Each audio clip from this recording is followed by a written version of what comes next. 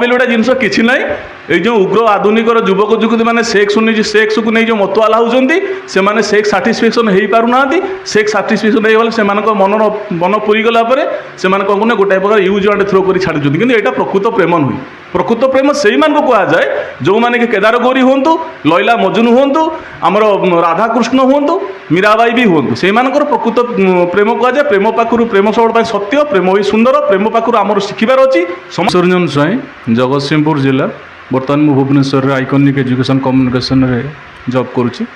Valentine ଡେର ଅର୍ଥ କ'ଣ ଏମାନେ ତ ଜାଣିନାହାନ୍ତି। ଭାଲେଣ୍ଟାଇନ୍ ହେଉଛନ୍ତି ରୋମର ଜଣେ ଦାର୍ଶନିକ। ସେ କ'ଣ କହିଥିଲେ, ତୁମେ ମୋର ଦିବସଟିକୁ ନେଇକରି ତୁମେ ପବ୍ଲିକଙ୍କ ଆଗରେ ଗଛ ମୂଳରେ, ବୁଦା ମୂଳରେ କିସ୍ ଡେ, ହକ୍ ଡେ, କୁଣ୍ଢାକୁଣ୍ଡି ହୁଅ, ମାନେ ଯେଉଁଟାକି ଅତି ଲଜ୍ଜାଜନକ। ବର୍ତ୍ତମାନ କଳୁଷିତ ସମାଜରେ ଏମାନଙ୍କ ପ୍ରତି ଆମ ଓଡ଼ିଶାର ସରକାର ଦୃଢ଼ ଭାବରେ ବନ୍ଦ କରିବା ଉଚିତ। ସେଣ୍ଟ ଭାଲେଣ୍ଟାଇନ୍ ଜଣେ ଦାର୍ଶନିକ, ତାଙ୍କୁ ସେ ଯୁବକ ପାଇଁ ତାଙ୍କୁ ଭଲ ବାଟକୁ ଆଣିବା ପାଇଁ ସିଏ ତାଙ୍କୁ ଆତ୍ମହତ୍ୟା କରିବାକୁ, ମାନେ ଆତ୍ମହତ୍ୟାକୁ ଗୋଟେ ପ୍ରକାର ଆତ୍ମହତ୍ୟା କରିବାକୁ ପଡ଼ିଥିଲା। କିନ୍ତୁ ସେ ତ କେବେ କହିନଥିଲେ ତୁମେ ରୋଜ୍ ଡେ ପାଳନ କର, କିସ୍ ଡେ ପାଳନ କର, ହକ୍ ଡେ ପାଳନ କର, ତୁମେ ଅତି ଲଜ୍ଜାଜନକ ପାଳନ କର। ଏସବୁକୁ ଏସବୁକୁ ଆମ ସରକାର ବି ଗୋଟେ ପ୍ରକାର ବିରୋଧ କରିବା କଥା। ତା ନହେଲେ ବି ଆଗାମୀ ଯୁବପିଢ଼ି ଆଉ ବର୍ତ୍ତମାନ ଯୁବପିଢ଼ି ସମ୍ପୂର୍ଣ୍ଣ ଭାବରେ ପଥଭ୍ରଷ୍ଟ। ଦୁଃଖ ଲାଗୁଛି, ପୁଲୱାମା ହତ୍ୟାକାଣ୍ଡରେ ଯେଉଁ 14 ଜଣ ଓଡ଼ିଆ ବୀର ଯବାନମାନଙ୍କର, ଆମ ଭାରତର ଯେତେବେଳେ ଯବାନମାନଙ୍କ ଶହୀଦ ହୋଇଯାଇଥିଲା, ସେତେବେଳେ ଆମ ଭାରତରେ କିଛି କିଛି ଜାଗାରେ ଭାଲେଣ୍ଟାଇନ୍ ଡେ ପାଳନ କରାଯାଉଥିଲା। ତା ମାନେ କ'ଣ? ଆମେମାନେ ଓଡ଼ିଆ ନୁହନ୍ତି? ଆମମାନଙ୍କ ଦେହରେ ଓଡ଼ିଆର ରକ୍ତ ନାହିଁ କି? ଆମେମାନେ ନିଜର ମାଟି ପାଇଁ ବି ଆମେ ଲଢ଼ୁନାହାନ୍ତି? ସେମାନେ ଆଜି ମରିଗଲେ, ସେମାନଙ୍କ ପାଇଁ ପଦେ ଆହା ବୋଲି କେହି କହିଲେନି। କିନ୍ତୁ ଆମର ଏଠି ଓଡ଼ିଶାରେ କ'ଣ, ସମଗ୍ର ଭାରତରେ ବି ଭାଲେଣ୍ଟାଇନ୍ ଡେ ପାଳନ କରାଗଲା। ଭାଲେଣ୍ଟାଇନ୍ ଡେ ମାନେ କ'ଣ ଏଇଆ ନୁହେଁ। ଭାଲେଣ୍ଟାଇନ୍ ଡେ ହେଉଛି ପ୍ରକୃତ ହେଉଛି ପ୍ରେମ ସତ୍ୟ, ପ୍ରେମ ସୁନ୍ଦର, ପ୍ରେମ ହିଁ ଚିରନ୍ତନ। କିନ୍ତୁ ତୁମମାନଙ୍କର ଯଦି ଏତେ ଭାଲେଣ୍ଟାଇନ୍ ଡେ ପାଳନ କରିବାରେ ତୁମେ ଇଣ୍ଟରେଷ୍ଟ ଅଛ, ଇଚ୍ଛୁକ ଅଛ, ତୁମେ ସେଇଟା ନିବିଡ଼ ଭାବରେ ଯେମିତି ତୁମେ ଏକ ଘରକୁ ବା ଯାଇକରି ବା ନିଜର ମନର ଭାବ ଯେଉଁ ଜୀବନସାଥୀ କରିବାକୁ ଚାହୁଁଛ, ତା ସହିତ ତୁମେ ଭାଲେଣ୍ଟାଇନ୍ ଡେ ପାଳନ କରିପାର। କିନ୍ତୁ ବାହାରେ ହୋଟେଲରେ ବିଭିନ୍ନ ପ୍ରକାର କରିକିରି ଏମିତି ଲୋକଲୋଚନ ଆଣିବା କ'ଣ ଦରକାର? ସମାଜ କ'ଣ ଚାହିଁବ? ସମାଜ ତୁମ ପାଖରୁ କ'ଣ ଶିଖିବ? ଆଉ ଯେଉଁମାନେ ବି ଆଜି ଶୈଶବରେ ଅଛନ୍ତି, ସେମାନେ ତୁମ ପାଖରୁ କ'ଣ ଶିଖିବେ? କହିଲେ ଲ ବୋଲି ଗୋଟେ ଜିନିଷ କିଛି ନାହିଁ। ଏଇ ଯେଉଁ ଉଗ୍ର ଆଧୁନିକର ଯୁବକ ଯୁବତୀ ମାନେ ସେକ୍ସକୁ ନେଇ ଯେଉଁ ମତୁଆଲା ହେଉଛନ୍ତି, ସେମାନେ ସେକ୍ସ ସାଟିସ୍ଫ୍ୟାକ୍ସନ୍ ହେଇପାରୁନାହାନ୍ତି।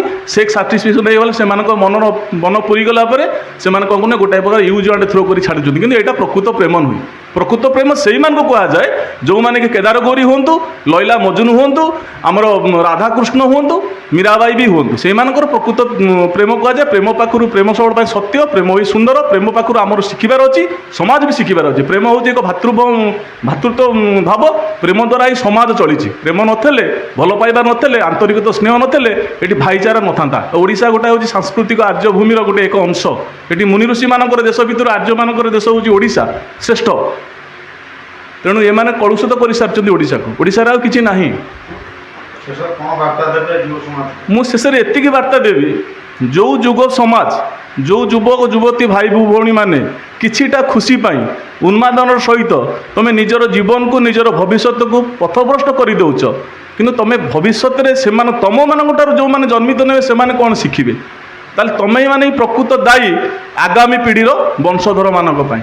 ଆଗାମୀ ପିଢ଼ିର ମାନଙ୍କ ପାଇଁ ତୁମେମାନେ ହିଁ ପ୍ରକୃତ ଦାୟୀ। କାରଣ ତୁମରିମାନଙ୍କ ଦ୍ୱାରା ସେମାନେ ଆଜି ଅନୁଗାମିତ ହେଉଛନ୍ତି। କାରଣ ତୁମେମାନେ ହେଲ ଦିଗ୍ଦ୍ରଷ୍ଟା। ତୁମେ ଦିଗ୍ଦ୍ରଷ୍ଟାକ ନ ହୋଇକରି ତୁମେ ଯେମିତି ବିପଦଗାମୀ କରାଉଛ, ଆଉ ସେଇମାନଙ୍କୁ ବିପଦଗାମୀ ପଟରେ ଠେଲି ନେଉଛ। ଏଇଟା ସମ୍ପୂର୍ଣ୍ଣ ଭୁଲ ଏବଂ ଏଇଟା ସମ୍ପୂର୍ଣ୍ଣ ବିରୋଧକାରୀ। ତେଣୁ ମୋର ଏତିକି ବିନମ୍ର ଅନୁରୋଧ, ହେ ଯୁବକ ଯୁବତୀ ଭାଇ ଭଉଣୀମାନେ, ଏସବୁରୁ ସମାଜକୁ ବଞ୍ଚାନ୍ତୁ, ନିଜେ ବଞ୍ଚନ୍ତୁ, ପରିବାରକୁ ବଞ୍ଚାନ୍ତୁ ଏବଂ ଏମିତି ଏକ ନୂତନ ଶିକ୍ଷା ଦିଅନ୍ତୁ ଯେ ଆମେ ଆମର ଆଗାମୀ ଯୁବପିଢ଼ି, ଆସୁଥିବା କର୍ମମୟ ଯୁବକ ଯୁବତୀମାନେ, ଯୁବପିଢ଼ିମାନେ ତୁମମାନଙ୍କଠାରୁ ସେଇଆ ଶିଖିବେ। ଭାଲେଣ୍ଟାଇନ୍ ଡେ ପାଳନ କରିକିରି ରୋଜ ଗୁଚ୍ଛ, ଫୁଲ ଗୁଚ୍ଛ ଦେଇଦେବା, ଚକୋଲେଟ୍ ଦେଇଦେବା, ହକ୍ କରିଦେବା, କିସ୍ କରିଦେବା, ତାକୁ ନେଇକରି ପୁଣି ତାରି ଭିତରେ ପରିବାର ଭିତରେ ଅଶାନ୍ତି ସୃଷ୍ଟି ରହିବା, ଇଏ କ'ଣ ଦରକାର? ନିଜେ ତ କଷ୍ଟ ପାଇବ, ନିଜର ପରିବାରମାନଙ୍କୁ ବି କଷ୍ଟ ପାଇବ। ଆଉ ମୁଁ ବି ସେଇ ପିଲାମାନଙ୍କ ପରିବାରମାନଙ୍କର ବାପା ମାଆମାନଙ୍କୁ ବାର୍ତ୍ତା ଦେବାକୁ କହିବି, ସଂସ୍କାର ଗୋଟିଏ ଜିନିଷ କ'ଣ, ଯଦି ତୁମେମାନେ ପ୍ରକୃତ ଜାଣିଛ, ପ୍ରକୃତ ତୁମେ ବାପା ମାଆ ଯଦି ସଂସ୍କାର ଜାଣିଛ, ପ୍ରଥମେ ସଂସ୍କାରମୂଳକ ଜ୍ଞାନ ତୁମ ପିଲାମାନଙ୍କୁ ଶିଖାଅ। ସମସ୍ତେ ବିଦ୍ୟାରେ ତ ଆଇଏସ୍ ହେଇଯାଉଛନ୍ତି, ଓଏସ୍ ହେଉଛନ୍ତି, କିନ୍ତୁ କେତେଜଣ ସଂସ୍କାରୀ ଅଛନ୍ତି? କେତେଜଣ ଭଲ ଦିଗ୍ଦର୍ଶକ ଅଛନ୍ତି? କେତେଜଣ ସନ୍ଥ ହେଇକିରି ଅଛନ୍ତି? ହଜାର ହଜାର ଆଇଏସ୍ ଓଏସ୍ ଅଫିସର ଭାବରେ କିନ୍ତୁ ଜଣେ ସନ୍ଥ ସଚ୍ଚୋଟ ବାହାରିବେ କହିଲେ କେହି ଗୋଟେ ନାହିଁ।